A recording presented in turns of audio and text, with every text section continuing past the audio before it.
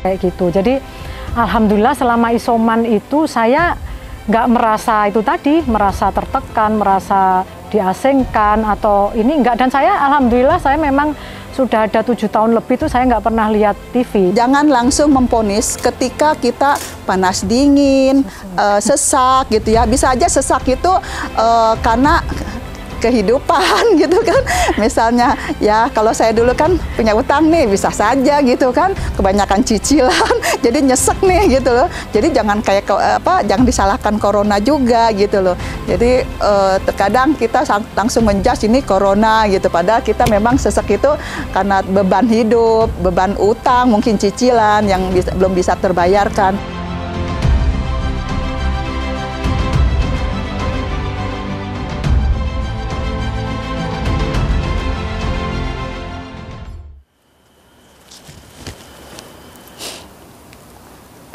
Saya Emma dari Bekasi. Sehari-hari saya bergerak di usaha saya percetakan. Maaf, izin buka masker. Assalamualaikum warahmatullahi wabarakatuh. Saya Lis Palupi dari Bekasi. Saya masih bekerja dan saya penyintas COVID.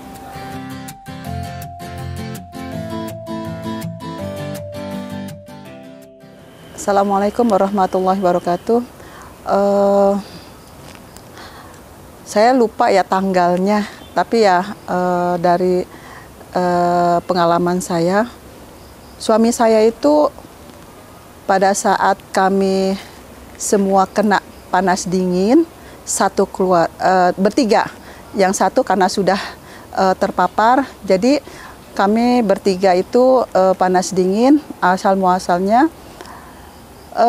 Bapak itu 1 minggu, dia biasanya 3 hari dia tidur tuh istirahat, dia biasanya langsung pulih kembali, tapi itu malah lebih parah lagi lah gitu ya. Maka kami mengambil langkah untuk swab mandiri. Ternyata dari 4 kita dalam sekeluarga itu yang positif bertiga, saya negatif. Ternyata Bapak setelah mengetahui beliau positif, kayaknya tambah down. Akhirnya dia kayak sesak napas, dia nggak sanggup lagi. Akhirnya Sabtu malam itu kita larikan ke rumah sakit. Di IGD dia dari jam 2 malam ketemu dapat kamar itu jam 10 malam. Di situ juga saya merasakan ada sesuatu yang memang di rumah sakit itu karena penuh kamar mungkin ya. Saya sempat drop juga karena rumah sakit tidak nerima gitu loh. Bahkan memberi tahu kepada suami saya suruh pulang. Tapi suami saya kekeh minta dirawat karena memang udah nggak kuat, sesak napasnya tuh sesak sekali. Ya akhirnya saya minta ke rumah sakit untuk dicarikan kamar. Alhamdulillah jam 10 malam dapat kamar. Namun ya kamar tadi kalau seandainya positif dia diisolasi.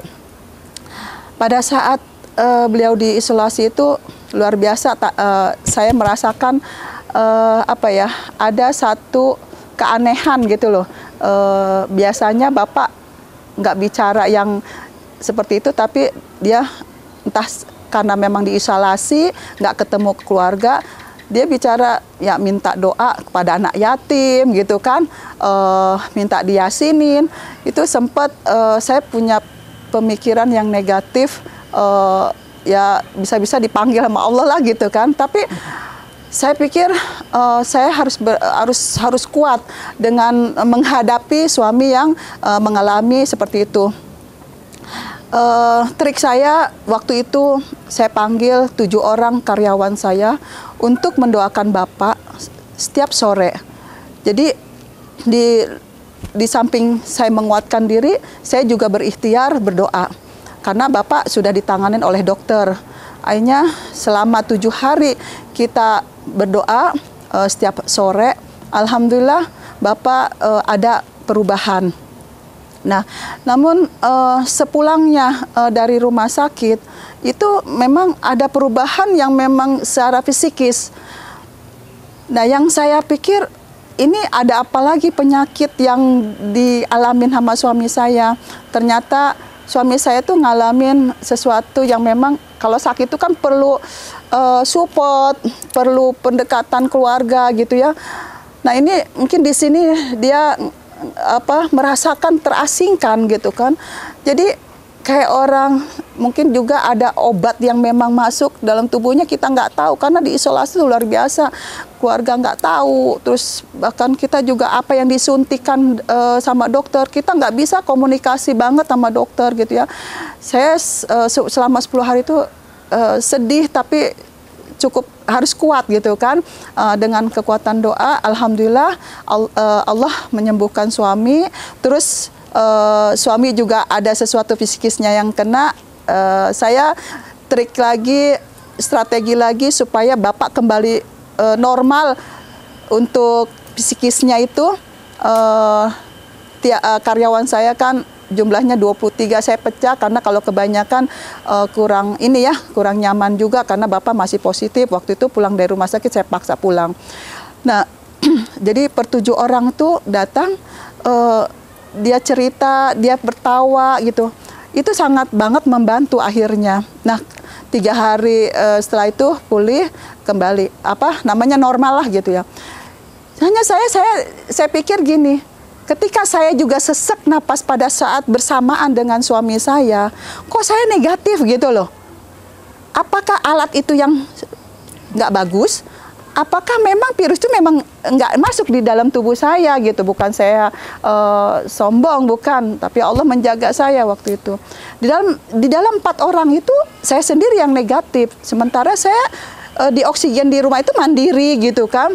Terus udah gitu diimpus juga gitu, tapi hasilnya tetap negatif. 2 kali di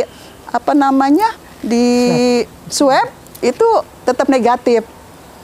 Nah, di sini jangan langsung memvonis ketika kita panas dingin, sesak gitu ya. Bisa aja sesak itu karena kehidupan gitu kan. Misalnya ya kalau saya dulu kan punya utang nih, bisa saja gitu kan, kebanyakan cicilan jadi nyesek nih gitu loh. Jadi jangan jangan disalahkan corona juga gitu loh. Jadi terkadang kita langsung menjudge ini corona gitu, padahal kita memang sesek itu karena beban hidup, beban utang, mungkin cicilan yang belum bisa terbayarkan. Ya, jadi jangan langsung pikiran ini punya negatif gitu loh terhadap apa yang sekarang kita hadapi gitu kan.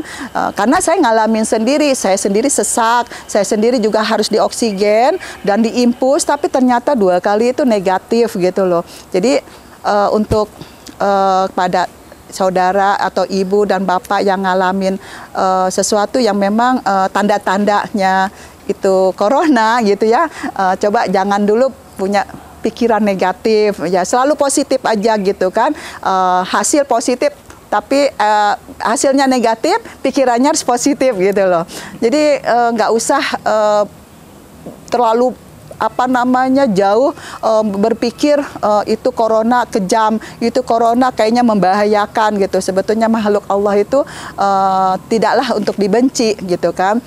Kita minta saja sama Allah supaya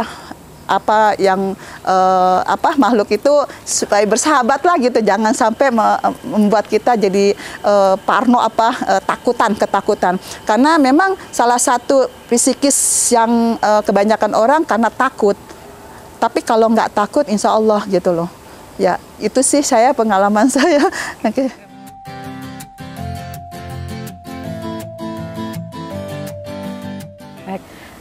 Terima kasih. Assalamualaikum warahmatullahi wabarakatuh. Saya di sini mau sedikit berbagi cerita apa yang pernah saya alami kemarin. Tepatnya itu sekitar tanggal 25 Januari tahun ini ya. Waktu itu sebenarnya saya sudah mulai ngerasa itu badan agak nggak enak, tapi saya tuh karena udah biasa masuk angin, jadi rasa-rasanya paling masuk angin telat makan biasa gitu. Jadi waktu itu ya sempat pijet, sempat kerokan biasa kita begitu. Tapi yang saya alami itu terutama mual sama sakit kepala dan agak meriang gitu aja. Jadi saya pikir ya nggak berpikir kalau itu akan kena COVID gitu, jadi saya agak santai aja. Kemudian akhirnya waktu akhir bulan Januari itu saya merasakan penciuman saya benar-benar hilang. Jadi saya ngambil minyak kayu putih nggak ada bau, minyak wangi nggak ada bau. Tapi saya waktu itu nggak terlalu panik banget gitu ya, karena yang saya rasa saya pikir masuk angin gitu. Tapi setelah 5 hari saya benar-benar nggak bisa mencium tadi, saya baru tes PCR itu, dan 2 hari kemudian hasilnya positif.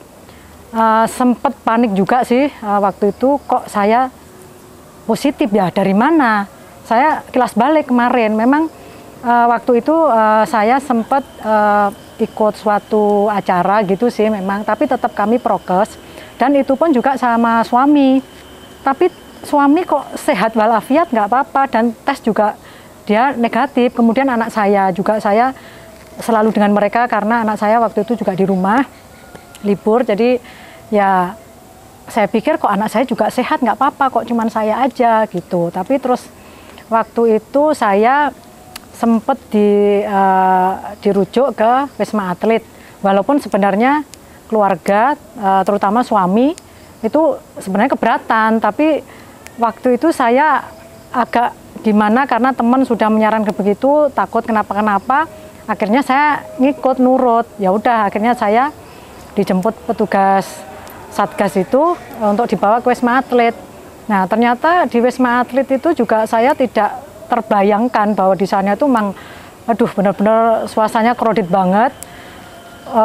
Pasien datang itu setiap kali ambulan nguing-nguing terus, itu malah bikin stres, bikin ini saya sampai 5 jam belum dapat kamar, yang akhirnya bikin saya tambah stres. Begitu di tensi saya langsung naik 151, yang seumur-umur saya nggak pernah tensi tinggi itu, nggak pernah. Akhirnya tiba-tiba saya putuskan, wah saya mending pulang aja ini, nggak mungkin saya akan di Wisma Atlet gitu.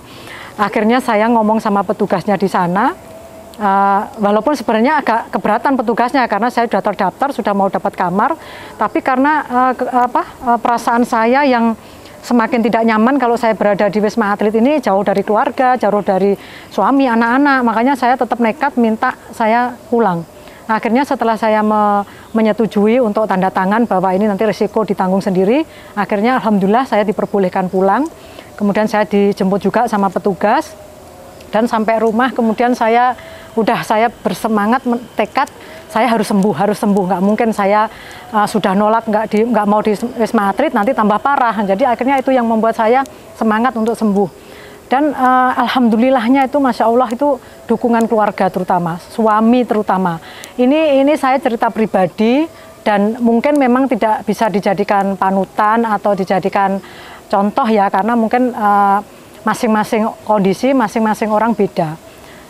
Selama saya positif, suami saya tidak pernah lepas dari saya. Jadi dia selalu menungguin saya, setiap makan selalu saya diladenin, makan berdua, karena saya serangannya mual ke lambung. Saya hampir nggak doyan makan tuh, sampai berat badan juga turun lumayan itu, walaupun masih gemuk begini.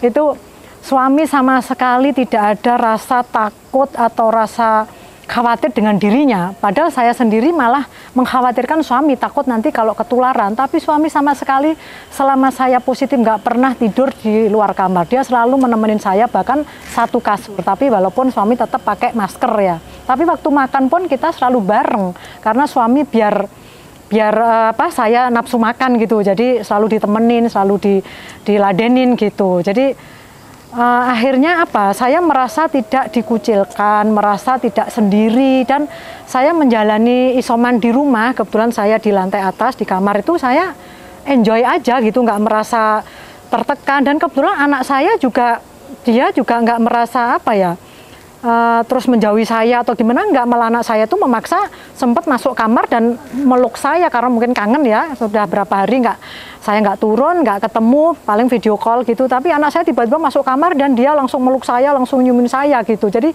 saya sempat ngelarang-larang untuk jangan deket saya, tapi ya qadarullah, semua itu Allah yang mengatur. Jadi satu rumah itu yang positif cuman saya, walaupun saya juga tidak terlalu disiplin ya, terutama katanya harus mandi terpisah, harus makan begini, pakaian dikasih air panas gini, ya saya tetap normal aja walaupun tetap ada batasannya. Tapi ya itu suami itu 2 kali swab juga negatif terus, itu yang nggak bisa diterima oleh akal kita sendirilah. Semua Allah yang mengatur kayak gitu. Jadi alhamdulillah selama isoman itu saya nggak merasa itu tadi, merasa tertekan, merasa diasingkan atau ini enggak. Dan saya alhamdulillah saya memang sudah ada 7 tahun lebih itu saya nggak pernah lihat TV. Jadi nggak pernah saya tuh dengar berita-berita di luar yang katanya meningkat begini. Saya nggak peduli, saya bodo amat. Saya hanya memikirkan gimana saya harus sembuh dan gimana agar tidak tertular dengan yang lain gitu aja. Dan semuanya itu tetap dukungan dari suami, pikiran kita santai, optimis bahwa semua itu Allah yang mengatur. Oh ya, satu lagi yang bikin saya lebih lebih pasrah atau dalam arti tawakal, itu satu, saya merasa kenapa kok Allah itu saya yang divonis positif gitu, sementara keluarga nggak ada semua, padahal kita interaksi bersama-sama. Saya mikir Allah memang sedang sayang sama saya, Allah ingin mengurangi dosa-dosa saya. Itu yang selalu menguatkan hati saya, bahwa dosa-dosa saya insya Allah, Allah itu mengurangi, walaupun dosa saya segunung itu. Dari situ saya jadi akhirnya itu menganggap COVID ini suatu keberkahan kalau menurut saya. Alhamdulillah Allah mengurangi dosa-dosa saya, itu aja saya. Jadi ya walaupun sampai PCR yang ketiga saya baru negatif, tapi saya jalanin dengan tadi saya dengan santai, dengan nyaman. Kebetulan memang dukungan keluarga, terutama suami yang masya Allah benar-benar sangat mendukung secara psikis saya. Jadi nggak ada perasaan takut menjauh dari saya atau takut gimana-gimana lah, semuanya Allah yang menentukan. Jadi kembalikan semuanya itu pada Allah. Insya Allah semuanya akan terlewati. Dan satu lagi, kalau kita tidak ada komorbid, penyakit bawaan, fase-fase itu akan terlewati dengan aman. Walaupun kita juga merasa nggak enak ya kena COVID kemarin. Tapi ya itu tadi, dengan banyak berpikir positif dan kita berserah diri sama Allah, insya Allah Allah akan mengurangi semuanya.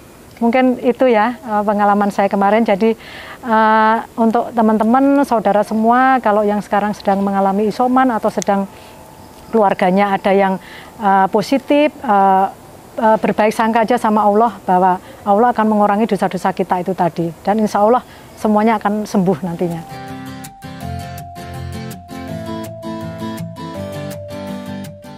Oh, saya mungkin kemarin waktu saya konsultasi sama dokter tuh termasuk saya yang katanya long COVID ya. Jadi makanya saya PCR kedua itu masih positif, tapi saya sudah merasakan nggak ada keluhan, sudah enak. Jadi waktu itu saya sudah mulai ke pasar juga, sudah mulai interaksi juga, nggak apa-apa. Dan tapi tetap prokes ya, tetap itu. Tapi alhamdulillah kesininya begitu yang PCR ketiga saya negatif itu sekitar berarti berapa itu, hampir 20 hari lebih ya, 20 hari ya.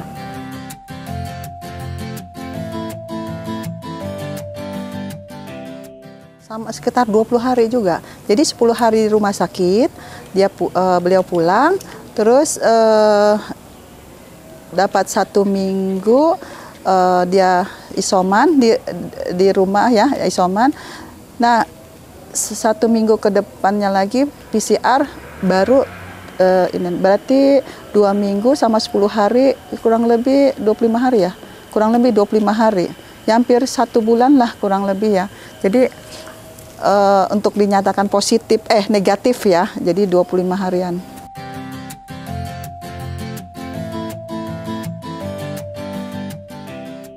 Dia selalu chatting sama anaknya, walaupun jam 1 gitu kan, jam 1 malam tuh anaknya suka diganggu gitu loh sama bapaknya.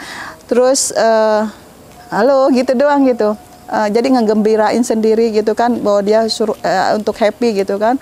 Terus dia makan juga dia nggak pilih-pilih. Jadi apa yang dikasih di rumah sakit itu dia nggak mau istilahnya terlewati, harus masuk gitu kan. Banyak. Terus dia juga Zoom misalnya, bukan Zoom, maksudnya video call, sering dia, mama di mana gitu kan. Dia selalu, karena memang kita nggak pernah bisa ketemu kan. Nah, dia pokoknya setiap dia waktu memang kayaknya mungkin kangen atau apa, hampir mungkin sehari itu bisa 10 kali lebih kali ya. Jadi dia pengen itu sehat gitu loh, pengen dia balik ke pulang tuh lebih cepat gitu loh. Bahkan dia 5 hari aja waktu itu sudah dibuka ininya ya, oksigennya. Namun ya memang masih dokter belum kasih pulang gitu ya. Nah 10 hari itu dia pulang itu dia kayaknya gembira banget gitu loh. Nah, itu tadi triknya, dia minta doa sama saya, minta doa anak yatim, minta doa sama orang soleh gitu ya. Jadi doa, setelah saya tanya saya tanya sama beliau, ternyata dia mempunyai kekuatan dengan doa itu, karena pikir dia kalau medis sudah lagi ditanganin dokter gitu kan. Namun kalau doa kan dia sendiri, jadi minta kekuatan dari orang-orang sekitarnya gitu loh. Jadi triknya itu ya tadi, ya makan yang harus cukup, terus dari itu dia happy, dia harus ketemu sama keluarganya, anak-anaknya. Jadi dia selalu chatting gitu kan, gangguin, gangguin mulu. Makanya, tapi nggak gangguin saya, gangguin anaknya. Karena saya memang posisinya lagi sakit. Jadi gangguin si kakak gitu. Karena si kakak ngomong, "Mama, kok bapak ini suka chatting tengah malam?" gitu. Jadi mungkin itu tadi supaya menguatkan ini.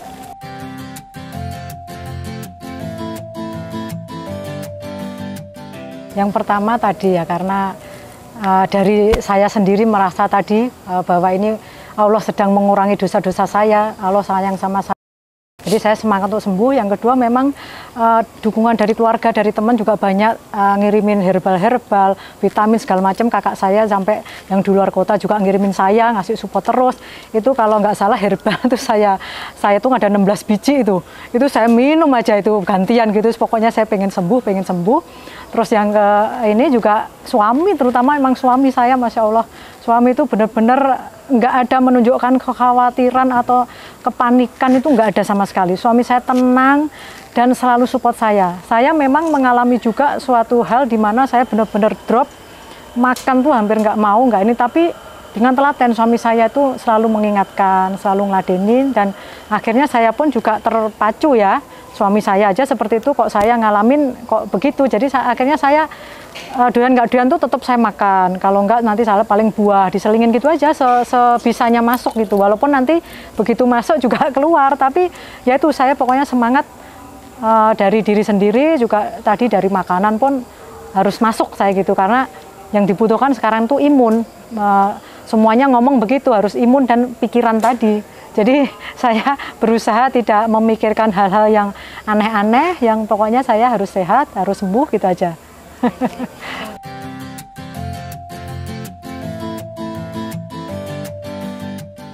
Ya teman-teman, jangan merasa kalau kita lagi kena terpapar gitu terus kita merasa langsung down, kemudian merasa langsung Allah kok ngasih saya begini. Sebaiknya tidak usah, kembalikan bahwa Allah tuh sayang sama kita dikasih sakit untuk mengurangi dosa-dosa kita. Jadi tetap berpikir positif, jangan berpikir yang aneh-aneh, jangan dengerin berita-berita di luaran yang innalillahi terus, itu udah nggak usah bahwa itu semuanya kembalikan sama Allah. Jadi insya Allah dengan keyakinan itu nanti kita sembuh. Walaupun tetap ikhtiar ya kita ya, tetap minum vitamin. Misalnya ada keluhan-keluhan dikasih obat dokter ya tetap kita ikutin gitu. Jadi kembali ke pikiran. Kalau pikirannya positif, insya Allah COVID-nya nggak lama-lama.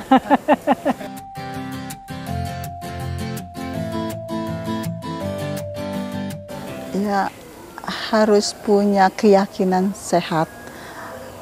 Bahwasanya Allah itu memberikan sesuatu, ada hikmah di balik itu. Terus perbanyak ya tadi doa. Jangan mendengar berita-berita yang memang membuat down ya imun kita. Imun harus naik, iman pun harus naik, karena keduanya memang harus berdampingan. Kalau imunnya saja, imannya kagak, nggak kuat. Karena imun dan iman tuh harus sejajar. Itu sih, jadi kekuatan iman pada Allah itu harus memang kita yakin gitu kan. Kalau memang Allah yang kasih yang terbaik, kita harus punya keimanan itu tadi. Jadi oke, imun, makan obat-obatan kan gitu kan, kita kita jalankan. Tapi iman juga memang penting sekali karena itu yang kita butuhkan gitu kan. Jadi iman dan imun itu harus punya.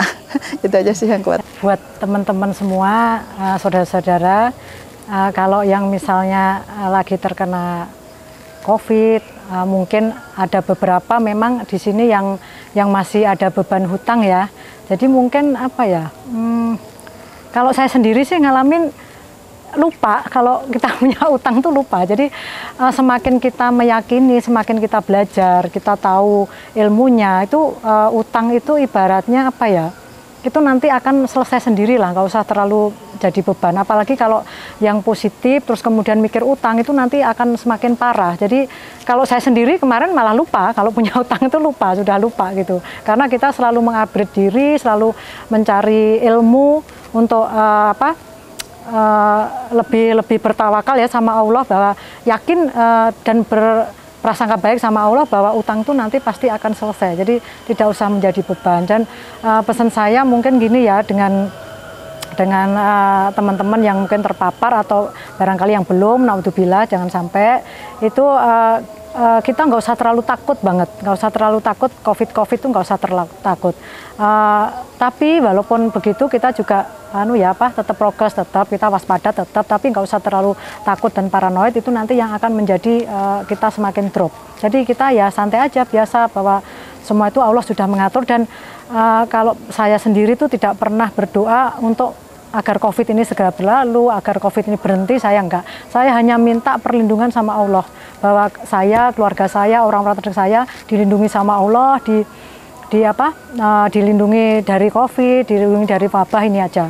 Jadi kalau untuk COVID ini mau selesai mau enggak, itu urusan Allah, biar Allah yang maha tahu untuk semuanya. Itu saja teman-teman ya. Jadi utang itu lupa, nggak usah dipikirin, nanti malah stres, malah bikin COVID-nya nyamperin. Untuk saudara saya di luar sana yang sedang terpapar, mungkin yang belum, nauzubillah ya, ketika menghadapi situasi seperti ini, apalagi menghadapi misalnya hutang, cicilan, dan perusahaannya sedang mandek, sebetulnya tidak usah khawatir. Haruslah kita mengupdate diri, mencari ilmu.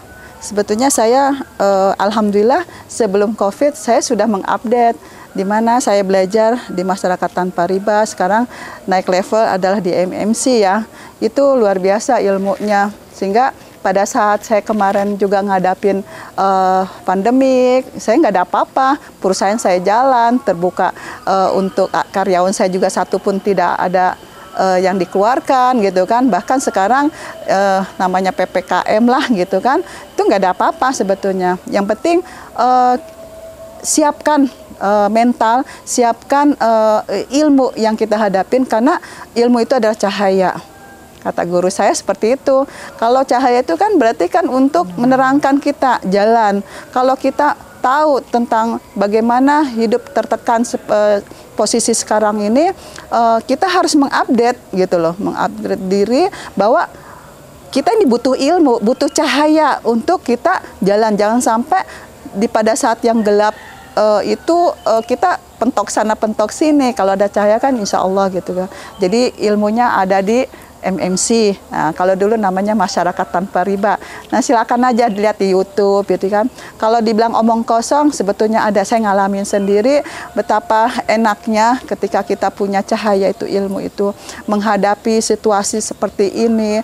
Kayaknya biasa-biasa aja, orang-orang lagi pusing, kita malah on gitu kan perusahaan kita. Kita bukan mau sombong, tapi saya memotivasi bahwa memang ilmu itulah yang kita harus kejar. Ilmu itu yang memang kita harus punya, sehingga apapun situasinya, sehingga kita bisa survive, bisa jalan. Apa yang orang bikin pusing, kita tetap eksis. Buat teman-teman di luaran, terima kasih sudah mau mendengarkan cerita dan kisah yang saya alami. Mudah-mudahan ini ada ibrohnya ya, bisa bermanfaat dan bisa menumbuhkan semangat tentunya. Dan saya terus terang berterima kasih di dalam lingkungan saudara-saudara, teman-teman yang mempunyai semangat dan mempunyai semangat dan gairah yang cukup tinggi yang tergabung dalam MTR, MMC ini. Jadi saling support, saling bergandengan tangan. Jadi kita menghadapi kondisi apapun yang paling rendah pun kita selalu dikuatkan dengan persaudaraan kami di MTR ini. Terima kasih. Wassalamualaikum warahmatullahi wabarakatuh.